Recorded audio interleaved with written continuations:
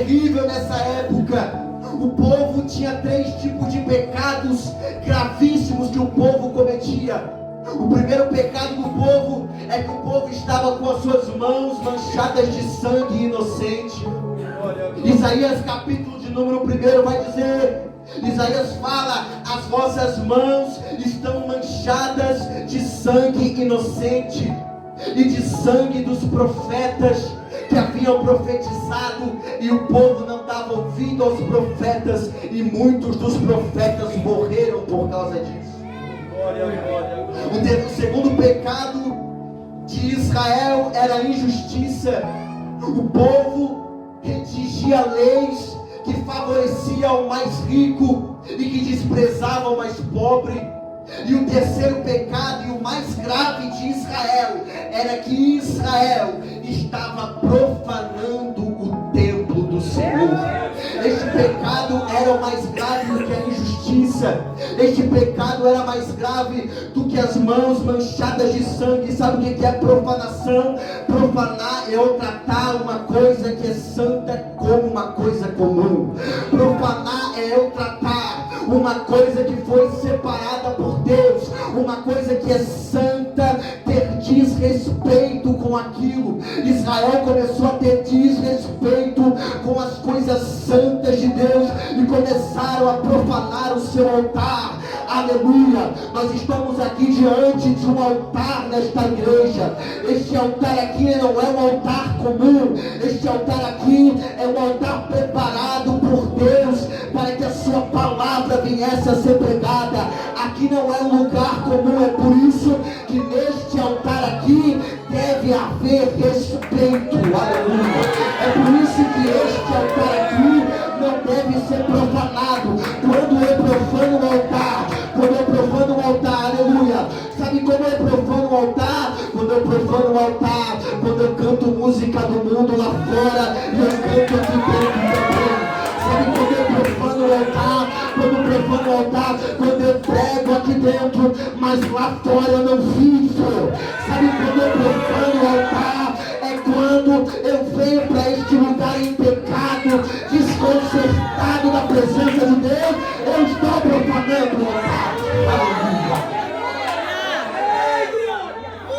Eu profano o altar quando eu trato o lugar, a igreja, como a sala da minha casa. Eu profano o lugar quando eu trato o lugar, uma obra santa de Deus, como se fosse uma obra comum. Aleluia!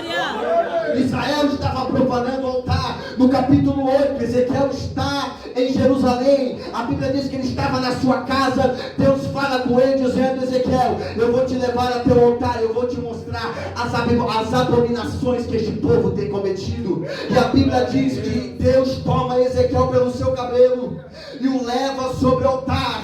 E a primeira coisa que estava no altar era um ídolo. Na abertura do templo tinha um ídolo no altar.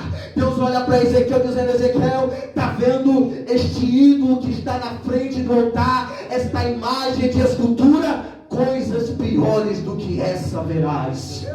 A Bíblia diz que Deus leva Ezequiel a uma sala secreta, a uma sala que ninguém podia contemplar, que nenhum homem podia ver. E quando Deus leva Ezequiel à sala secreta, a Bíblia diz que havia mulheres se ajoelhando diante de estátuas e chorando perante elas. Quando Deus fala para Ezequiel, Deus fala: Ezequiel, está vendo o meu povo, Ezequiel, o povo que eu tirei do Egito? Você vai ver coisa pior do que essa ainda.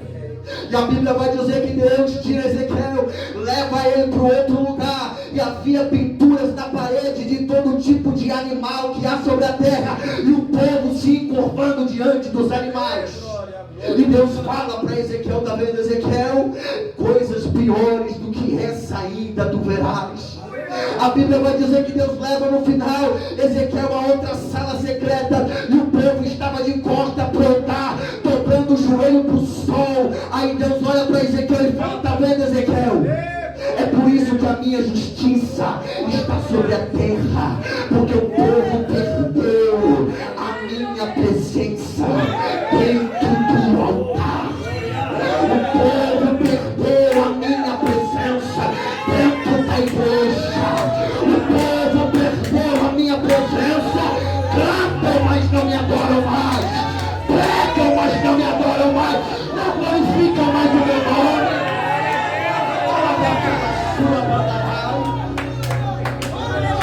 adoram mais. Isaías fala: este povo honra-me com os lábios, mas o seu coração está longe de mim.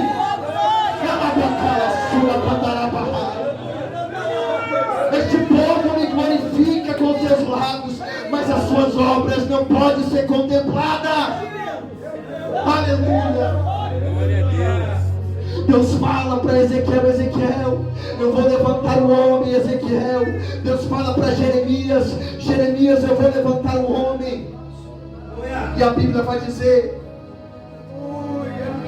em Jeremias capítulo de número 25, que Deus fala assim: vou eu levantar o meu servo Nabucodonosor. Deus chama Nabucodonosor de meu servo. Mas Nabucodonosor não era ímpio. Nabucodonosor não era uma pessoa que não servia a Deus. Mas Deus estava levantando alguém para destruir o seu próprio povo. Deus estava influenciando a mente de Nabucodonosor, para que Nabucodonosor viesse a aplacar a ira de Deus que estava em Israel. Deus fala pelo ministério de Isaías, pelo ministério de todos os profetas, mas eles não deram ouvidos, e Deus começa a se fortificar o homem chamado Nabucodonosor da Babilônia. Deus começa